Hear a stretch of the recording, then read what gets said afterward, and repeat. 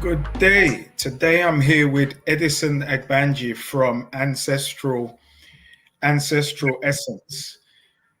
Edison is my spiritual teacher, and the reason I want to have this conversation with Edison today is because the classes have helped me come to such a place of clarity in my personal life, in my spiritual life, even in my business life, which everything affects.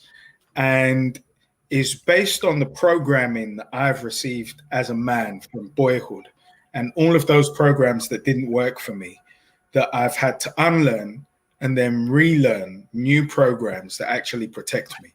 So it's been like taking on an antivirus for my CPU, which is perfectly comparable with the computers. So good afternoon, Edison. Dean, how you doing there, my friend? How you doing? Fantastic, sir. Excellent. Tell us, tell us a little bit about what is behind Ancestral Essence. Ancestral Essence was our attempt to try and reintroduce the whole notion of ancestral and African spirituality back into the populace. The problem that we've had over the years is because of, how do you say, other religious organizations trying to create this fear of, what Africa has contributed to the world, their understanding of reality. And they've not wanted the people around the world to really take on a challenging idea. So through my years of going through various forms of African spirituality, but also going through Islam, Christianity, and general, not say a cult, but those sciences from the Western perspective. We came to the conclusion eventually that North, East, and West, home is best. Yeah. So we ended up back where we started from, and with the connection to my ancestors, which I've subsequently gone to show many people to do afterwards, we were able to see what this world reality story is made of. And we were able to look at ways we can deprogram people's minds, as you said in the introduction, so that people now can function from themselves. The whole concept was to sell you back yourself. Everyone else wants you to follow this and follow that and follow this.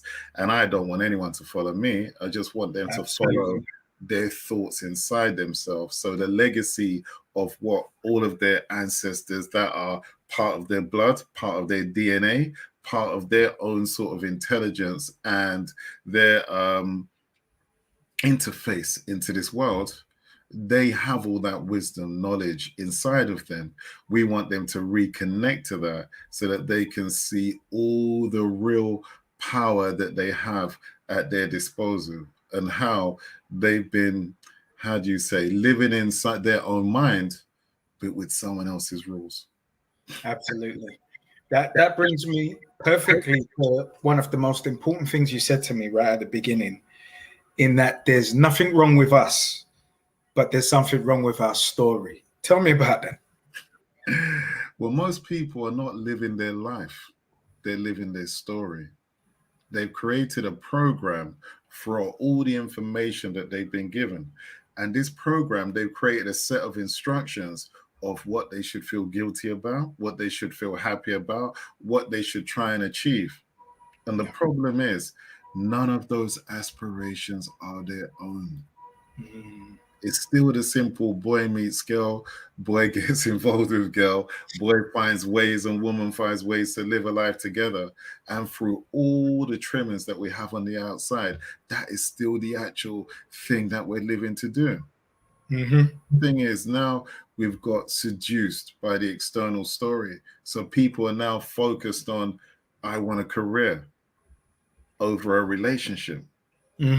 I want to be, and for women, poor things, because they were introduced into the workplace, they had to become men in their workplaces, and as such now, there's been this whole mixed match where the men not sure what they're supposed to be, what they're supposed to live at. And again, there's this crazy confusion amongst men. to be more masculine, or to be more aggressive when they're not naturally that way. Yeah. You know? So in this confusion and no one knowing what the traditional society and couple and how to conduct yourself is supposed to be like, we've now been given this modern version that doesn't work. We can clearly see. Yeah. So with the guidance that you have within yourself, with the conversations that you have inside yourself, we want you to reconnect to those things, and so that your story is the one that you were born to have, not one that someone has decided that's all you can have. Absolutely. So for me, in taking that on board, it was becoming a lot quieter, becoming less embroiled with all of the stories that are going on externally. There's always some oppression, there's always some story, something has happened. And what I had done over the course of 3 years is just run away from myself with everybody else's story, under the illusion that I'm in service of other people, where really there's very little that I can actually do about it personally. And like when people say that 10,000 hours of building something to mastery, until you're by yourself and you create something, there actually isn't anything for you to do with anybody else. You can come and say some nice words that contribute to the story, but in actuality, I realized that it was a fallacy that I was actually doing anything other than making people feel a little bit more comfort. And that's wonderful. But I knew the fraud within myself of just being there in person and saying nice words actually changes nothing of the structure of this matrix. You're going to be by yourself. And this is why my favorite rapper, Jay-Z, will always give me the lines. Until you're by yourself, you can't be me. Until you're by yourself, you can't be free.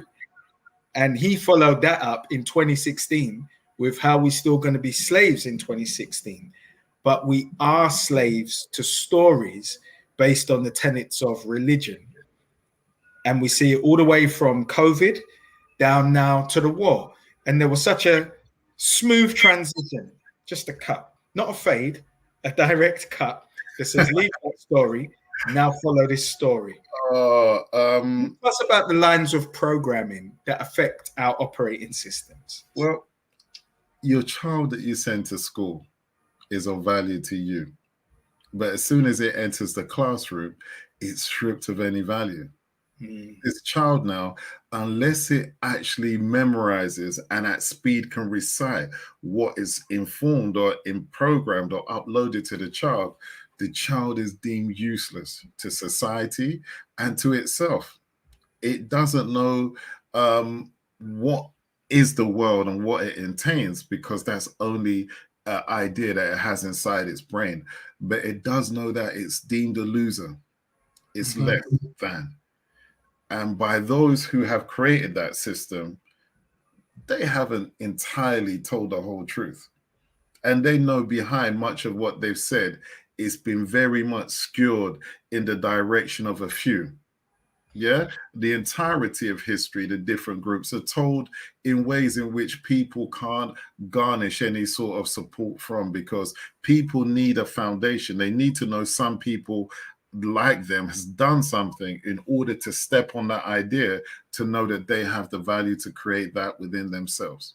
Yeah. So the matrix, I always say, is the initiation into the story that now has been proliferated as the truth, which is just a version that has had you say the best crimes are hidden by the pen.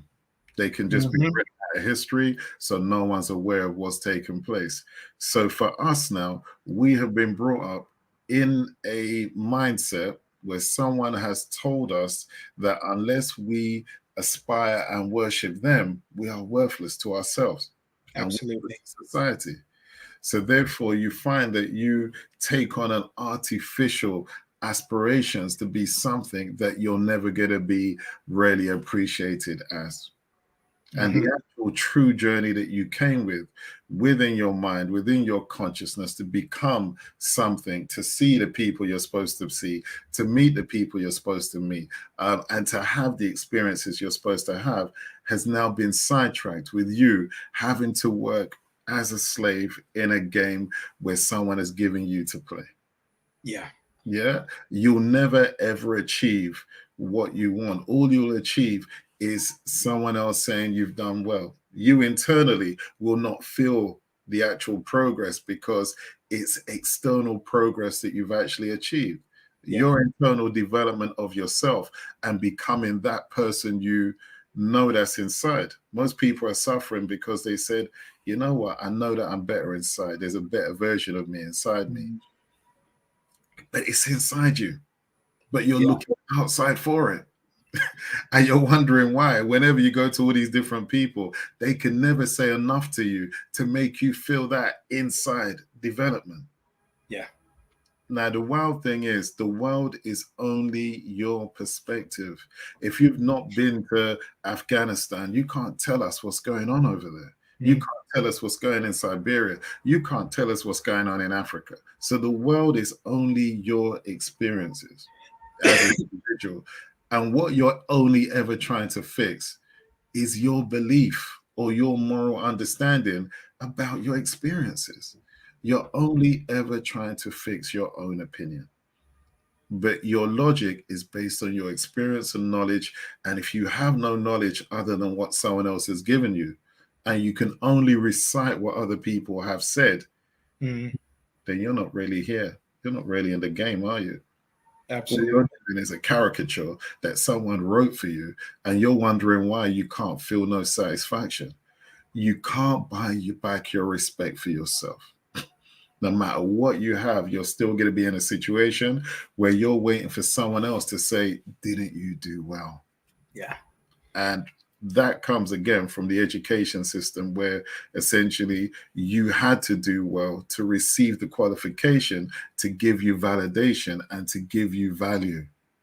And if you fail in the qualifications to memorize and recite, you've got no validation that you're intelligent. So you perceive yourself as having no value. Absolutely. And therefore, this little child that went Tandalon to school, now at 18, is this, depressed person thinking, how am I going to go out into this world when I haven't got what I need? And the people that created the system don't actually have to apply by those rules. No.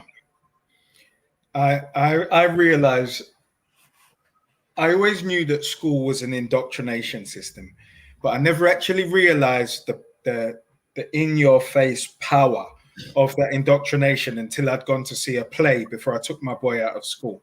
So from 5 to 7, my son attended state school, and then we homeschooled him.